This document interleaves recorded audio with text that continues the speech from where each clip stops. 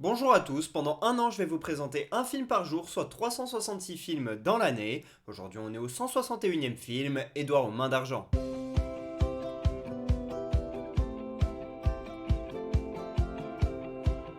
Édouard aux mains d'argent est un film sorti en 1990, réalisé par Tim Burton. Il raconte l'histoire d'un homme, Édouard, qui vit dans un château abandonné. Et en fait, Édouard, il a été créé de toutes pièces par un homme, sauf qu'il est inachevé. À la place des mains, il a des ciseaux. Il fait donc peur aux gens, il a une apparence très sombre, même gothique, et il vit seul, jusqu'à ce qu'un jour, le village dans lequel il vit veuille bien un petit peu plus l'intégrer. Et on va donc suivre les liens sociaux d'Édouard avec le reste de la population.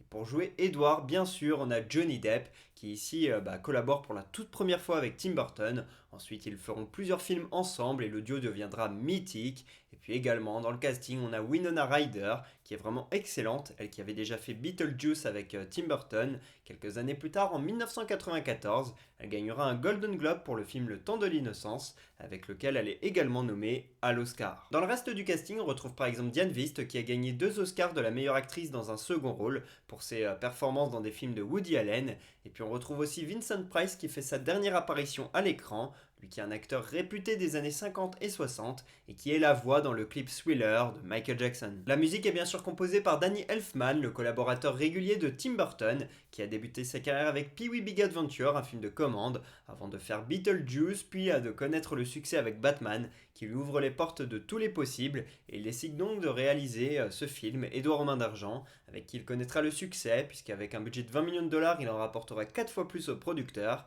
et ce style burtonesque, très sombre, etc., eh bien, fera de lui sa marque de fabrique, et ça lui suivra pendant plus de 20 ans avec un succès immense. C'est un des réalisateurs les plus populaires.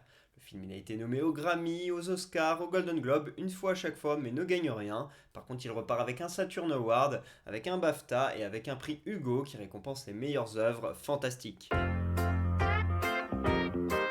Si je vous parle de ce film aujourd'hui, c'est parce que l'on fête les 61 ans de Johnny Depp, l'acteur principal de ce film qui a bercé l'enfance des moins jeunes comme des plus jeunes. Il est vraiment intergénérationnel. Bien sûr, il est aussi controversé, il y a son procès avec Amber Heard, il y a aussi le décès de River Phoenix, le frère de Joaquin Phoenix, dans les années 80, dans la boîte, enfin devant la boîte de Johnny Depp. Il y a des choses, voilà, on se demande quelle est l'implication de Johnny Depp dans cette histoire. Bref, il est vraiment souvent controversé, lié à des frasques, etc. Mais ça reste quand même un acteur immense. Personnellement, je l'adore, c'est l'un de mes acteurs préférés parce que c'est l'acteur préféré de mon père aussi. Du coup, il a grandi avec Édouard Main d'Argent, avec plein de films, et ensuite, il m'a transmis ça. Et puis Jack Sparrow est arrivé à cette époque-là, donc c'est forcément un acteur que j'adore, que vraiment je trouve génial. J'ai d'ailleurs vu une fois, c'est l'année dernière, en juin 2023 justement. Il est venu il est venu performer avec son groupe de musique Hollywood Vampires, parmi lesquels il y a notamment Alice Cooper, qui est un rocker hyper célèbre, et il y a aussi Joe Perry, et donc il faisait partie de ce groupe, et il était à la guitare pour accompagner Alice Cooper au chant, et à un moment donné, il a fait une chanson tout seul, en solo, pour notamment rendre hommage à Jeff Beck, qui était décédé, il me semble, la veille, et c'était vraiment une chanson magnifique que j'écoute encore aujourd'hui. Je trouve que Johnny Depp, il a beaucoup de talent également à la musique, puis au-delà de Jack Sparrow, de ce qu'il a pu faire avec donc ce personnage Édouard en main d'argent, j'aime aussi bien sûr Willy Wonka, hein, évidemment, et puis je l'ai trouvé exceptionnel dans From Hell, dans Sleepy Hollow que j'ai adoré, même dans d'autres films, vraiment je l'ai trouvé excellent. Je pense au dernier jour de Monsieur Brown qui est un peu moins célèbre. Bref, j'adore Johnny Depp, c'est l'un de mes acteurs préférés. Ce film, je l'ai vu entre 5 et 10 fois, je pense. Je me rappelle plus trop quand est-ce que c'était la première fois, mais je devais avoir 8 9 ans, quelque chose comme ça. Mon père, il l'avait eu en DVD de la part de sa sœur, puisqu'il l'avait vu ensemble quand ils étaient jeunes, bien sûr. En 1990, mon père avait 14 ans, sa sœur avait peut-être 8 9 ans, donc ils avaient dû le voir. Et quelques années plus tard, il y a presque 20 ans, sa sœur lui avait donc offert en DVD, donc on l'a depuis des années, et on l'a bien poncé quand même celui-ci, on l'a vu plusieurs fois. Et je me rappelle, il y a 3 4 ans environ, on l'a montré au plus petit de mes frères qui ne l'avait pas encore vu et qui l'a adoré. Pendant un temps, c'était son film préféré. Il adorait cette ambiance et vraiment le personnage d'Edouard. Donc voilà, c'est vraiment un film qu'on a vu plusieurs fois dans la famille et qu'à chaque fois, on kiffe. Je mets un 20 sur 20 à ce film parce que pour moi c'est peut-être celui qui symbolise le mieux le style de Tim Burton.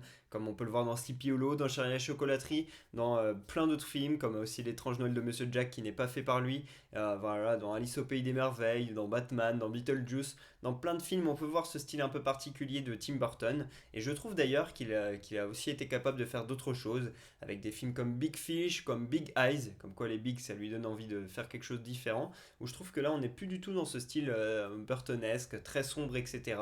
Mais on est sur quelque chose de plus coloré, même si les personnages sont particuliers parfois, et j'ai été étonné, notamment avec avec Big Eyes, de voir Tim Burton dans ce style. Avant aussi avec la série Mercredi, qu'ils reprennent quelque chose vraiment qui lui appartienne dans ce style-là. Bref, j'aime beaucoup Tim Burton, je trouve qu'il est trop fort pour ça, la musique de Danny Elfman l'accompagne parfaitement, le trio avec Johnny Depp c'est parfait, et puis bah cette histoire est hyper émouvante et on s'attache à cet Édouard aux mains d'argent, donc pour toutes ces raisons-là je mets 20 sur 20, pour moi c'est un chef-d'œuvre. Première anecdote, l'idée du film est apparue à Tim Burton en revoyant l'un de ses dessins qu'il avait fait quand il était jeune, je crois quand il était au lycée. Et le premier dessin, la première maquette, eh bien, elle ressemblait déjà très fortement à la dernière version de Édouard aux mains d'argent. Comme quoi, bah, Tim Burton, dès son plus jeune âge, il avait des idées de personnages absolument fantastiques. Et derrière ça, il y a tout un scénario qui en a découlé. Et bah, justement, j'ai pu voir ce dessin que Tim Burton a fait lors de la Tim Burton Experience, c'était en juin 2023. Il y avait ça à Paris, c'était un labyrinthe, on allait de pièce en pièce et on voyageait de film en film. Je trouvais que ça ne valait pas le prix, c'était quand même plus de 25 € et ça valait pas forcément ça. C'était pas non plus incroyable, mais on avait accès à pas mal de dessins de Tim Burton et c'était très cool de pouvoir voir la toute première maquette de Édouard aux mains d'argent quand il était jeune. Deuxième anecdote, avec ce film, Tim Burton il voulait montrer le monde à travers les yeux d'Édouard aux mains d'argent. C'est pour ça qu'on voit des personnages exubérants, des maisons de toutes les couleurs, quelque chose d'un peu fantastique. C'était pour montrer un peu ce monde-là, vu des yeux d'Édouard. Et justement, le quartier dans lequel le film a été tourné, il est réel. Il se situe en Floride, près de Tampa Bay. Et il y a juste bien sûr les peintures des maisons qui ont été modifiées pour le film. Troisième anecdote, dans ce film, ça ne vous échappe pas qu'Édouard aux mains d'argent, il ne parle que très peu. En effet, il ne dit que 169 mots au total. Voilà pour ce 161e épisode d'Un jour un film, et j'espère que je vous aurai donné envie de regarder Édouard aux mains d'argent. Pour ma part, je vous dis à demain pour parler du 162e film de l'année, et pour que vous sachiez de quel film on va parler, un petit indice, machine médicale. Dites-moi en commentaire soit de quel film on va parler. À demain.